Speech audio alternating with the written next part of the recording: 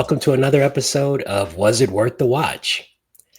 For those of you who have been keeping up with my podcast, I appreciate it and continue to send me your comments and feedbacks. And for those of you just joining us, welcome, and I hope you enjoy what you hear and see. And if you do, please give me a like and a subscribe and continue to follow my podcast. So we're at episode 8. So we're getting there, almost to episode 10. So a little milestone. And for this episode, I'll be reviewing Predator Badlands and the newest adaptation of Stephen King's The Running Man. All right, so with that being said, let's get started. So our first film is Predator Badlands. So this film is basically a standalone. It's not a sequel or prequel to any of the other Predator films. This one basically revolves around a young Predator who is trying to make himself accepted by the clan and be part of his clan, but his father doesn't think he is strong enough to be part of the clan, that he's the runt and the weakling. And in most cases, people like him are usually just killed off. They give more pride to the clan by dying than by succeeding. So he's hell-bent on proving himself that he is not the weakest. He travels out to this planet where there's this creature that supposedly is unstoppable, unkillable. And so he set out to kill this animal and bring it back to his father to prove his worthiness in the clan. So the film itself is a great watch. It definitely kept me entertained. There's a lot going on, so there's a lot of action. There's a lot of things happening. So it never really got too slow or slogged down with pointless scenes and dialogue. I like the way that they were able to interpret what was going on with subtitles as well as with dialogue. So he meets a android or synthetic out in this wilderness, and so she's able to adjust her speech to mimic his, but we're actually hearing it in English. So that was well done as well, to keep us not from having to not have to read a complete subtitled film. It had its moments. It was funny. It was exciting. So yeah, definitely a good film. I thought that the story was well done, and it kept me entertained. And although the ending was a little predictable, you could kind of see it coming after a certain point. Until it got to that point, though, you still really didn't know how the film was going to end. But other than that, though, I found very few flaws in the movie. I just thought it was a very good action film and a good new story to the Predator franchise. Yeah, so was it worth the watch? It was definitely worth the watch. Again, great movie. See it on IMAX if you can, but it's not necessary. I mean, any screen that you see this on, it's going to be pretty good. IMAX is just a bigger format, louder format too. So if you're not the type of person that likes a lot of loud noise, then don't worry about seeing it on IMAX. But it's definitely worth seeing in the theater. I think you will enjoy it more on the big screen than you would at home. But if you can't get out to the theaters and you do have to wait for it to come on streaming, it's definitely worth the watch. So check it out.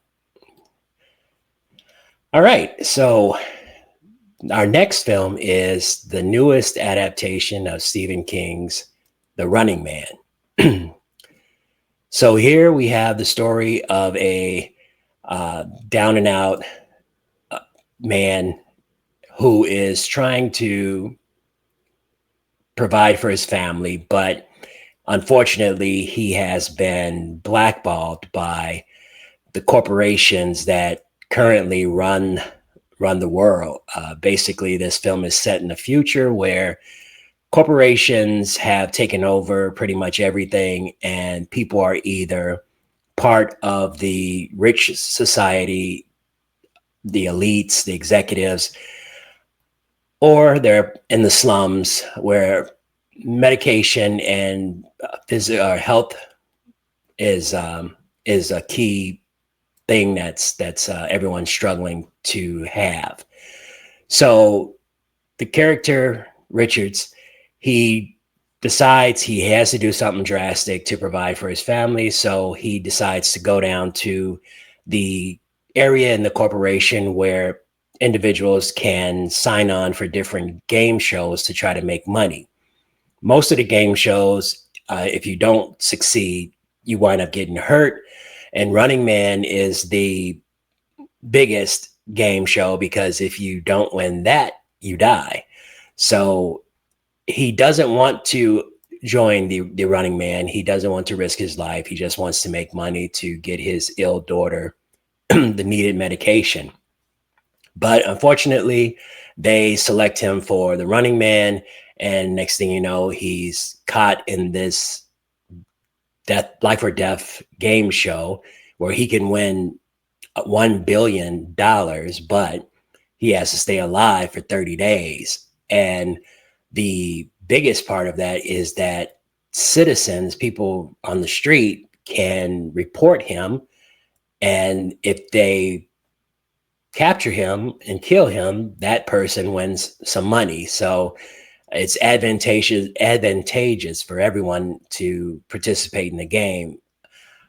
So the movie basically revolves around him trying to elude the hunters while also uncovering the corruption and what's been going on with the corporation. So what did I think about Running Man? This one is pretty true to the Stephen King novel. The original Running Man with Arnold Schwarzenegger was nowhere near the novel. It basically took the name The Running Man and some of the premise, like the game show and the corruption, but they kind of turned it in a totally different way. The hero Richards, the Arnold Schwarzenegger version, he's some military guy who gets framed for killing a bunch of people that was not in the actual story. So I appreciated that the Running Man, this version of the Running Man, actually followed the true novel. It followed the story. They did take some liberties here and there, but nothing that I would say ruined it. But what I didn't like, and I'm a fan of Edgar Wright. I like his movies, but this one I felt was, I don't know, a little campy.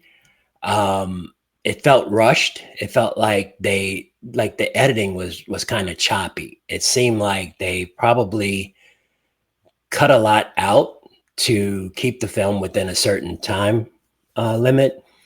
And so it felt kind of choppy. It was action packed, but I don't know. Again, it for me, it just felt choppy and campy. The dialogue felt rudimentary. So yeah, it had its moments, and I had high hopes for it, knowing that it was directed by Edgar Wright. But yeah, as far as the movie itself, I kind of walked out torn. I wasn't sure if I liked it or if I didn't. I was like, well, it had its moments. I was entertained, but there were some scenes that I kind of was like, I felt like maybe didn't need to be there. um, so, was it worth the watch? Unfortunately, I'm going to say it was not worth the watch, especially in theaters.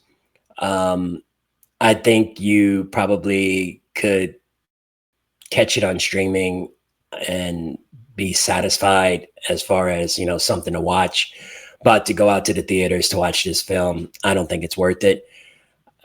You won't get much different on except it's on a bigger screen, but yeah, as far as entertainment value, I could have easily watched this on streaming on any given day and probably would have came out feeling the same way. That wasn't sure if I liked it or not. Would I watch it again? Probably not. I don't think it was entertaining enough that it would cause me to want to watch it a second or a third time. I mean, there are certain films where you watch them and you're just like, oh yeah, man, I got to watch that again. That was really good.